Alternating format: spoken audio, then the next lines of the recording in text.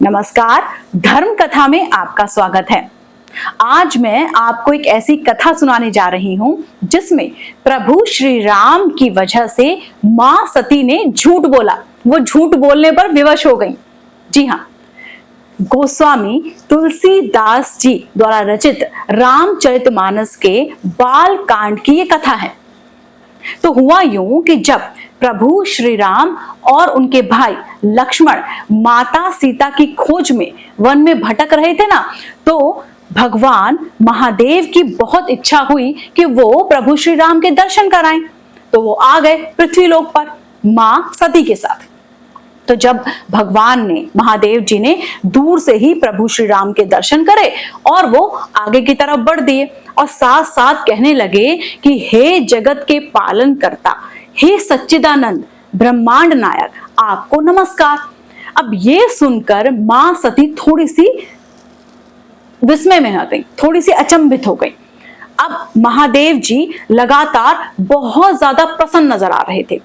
इतने ज्यादा प्रसन्न नजर आ रहे थे कि मां सती उनको देखती और अचंभित हो जाती। आखिरकार मां सती ने महादेव जी से पूछ ही लिया कि प्रभु ऐसा क्या हो गया कि जो आप इतने प्रसन्न नजर आ रहे हैं, ऐसी क्या बात हो गई? और एक बात और बताइए कि पूरा ब्रह्मांड आपको सिर निभाता है, सारे ऋषिगण, सारे मुनि, सारे देवता आपको चरण स्पर्श करते हैं और आप वन में भटक रहे एक पुरुष को जाकर पर ब्रह्मा की उपाधि दे आए और जब से उनके दर्शन करे हैं तब से इतने पुलकित नजर आ रहे हैं, इतने प्रसन्न नजर आ रहे हैं कि अपनी ही सुध खो बैठे हैं। तो आखिर ऐसा क्या मिल गया आपको? तो जब मां सती ने महादेव जी से प्रश्न किया ना, तो महादेव जी समझ गए कि मां सती श्री राम को लेकर आशंकित हैं। तो भगवान शिव ने मां सती को बिठाया और उन्हें समझाया कि देवी, मैं मन ही मन श्री राम का जप करता हूं। जिनके मैं दर्शन करके लौटा हूं ना, वो भगवान श्री राम हैं, पर ब्रह्मा हैं, सारे जगत के पालनहार हैं और इसीलिए मैं इतना प्रसन्न हूं। पर मां सती के मन से ना शंका जा ही नहीं रही थी। भगवान शिव ने उन्हें बहुत समझाया पर वो समझ ही नहीं रही थी। इस पर भगवान शिव ने थक हार कर उन्हें कह ही दिया कि अब तुम समझ तो रही नहीं हो, मेरी बात तो मान ही नहीं रही हो, तो जाओ और जाकर प्रभु श्री राम की परीक्षा ले लो। मैं यहीं बड़ के नीचे बैठा हुआ हूं। इस पर मां सती ने क्या किया, माता सीता का भेष बदल लिया। माता सीता की तरह उन्होंने वस्त्र धारण कर लिया और वो ही भेष बदल लिया और उसी रास्ते पर चलने लगी जिस पर प्रभु श्री राम और लक्ष्मण माता सीता को खोज रहे थे। पर जैसे ही भगवान श्री राम ने माता सीता को देखा ना, उन्होंने उनको झुककर प्रणाम किया और साथ ही ये कहा कि देवी, आप यहाँ अकेले वन में क्यों विचरण कर रही हैं? महादेव जी कहां पर हैं? इस पर मां सती अचंभित हो गई, व्याकुल हो गई। उन्हें लगा कि इन्होंने तो मुझे तुरंत ही पहचान लिया। उन्हें बहुत ज्यादा व्याकुलता महसूस होने लगी, वो अंदर ही अंदर जलने लगी। उन्होंने बार बार उन्हें विचार आने लगा कि आखिर मैंने क्यों नहीं अपने पति महादेव जी की बात मानी।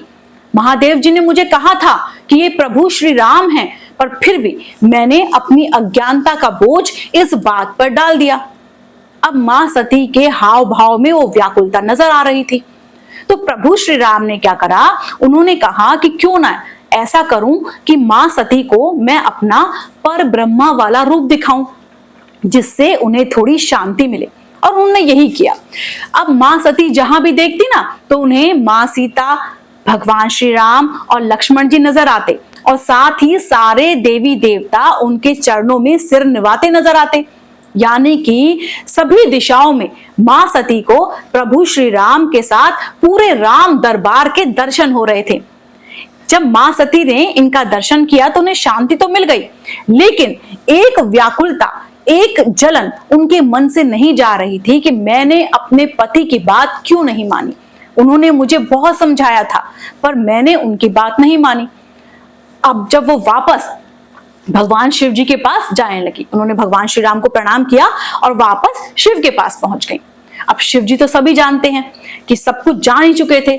शिव जी ने आते ही साथ मां सती से पहला प्रश्न ही ये किया, क्यों भाई, ले ली परीक्षा? मिल गई शांति, अब बताओ तुमने परीक्षा कैसे ली। अब ये प्रश्न सुनकर मां सती थोड़ी घबरा गई। उन्हें लगा कि अगर मैं दोबारा से शिवजी जी को सारा वृतांत बताऊंगी कि किस तरह से मैं गई और परीक्षा लेने की कोशिश करी लेकिन उसमें सफलता नहीं मिली, तो शिवजी को बड़ा दुख होगा कि उन्होंने मुझे समझाया था, मैंने तब भी उनकी बात नहीं मानी। तो मां सती ने वहां पर अपने पति महादेव जी से झूठ बोल दिया। उन्होंने कहा कि प्रभु, मैंने श्री राम की कोई परीक्षा नहीं ली, मैं तो गई, उन्हें प्रणाम किया और दर्शन करके वापस आपके पास लौट आई। अब भगवान शिव तो भगवान शिव है, अंतर्यामी है, वो सब कुछ जानते थे।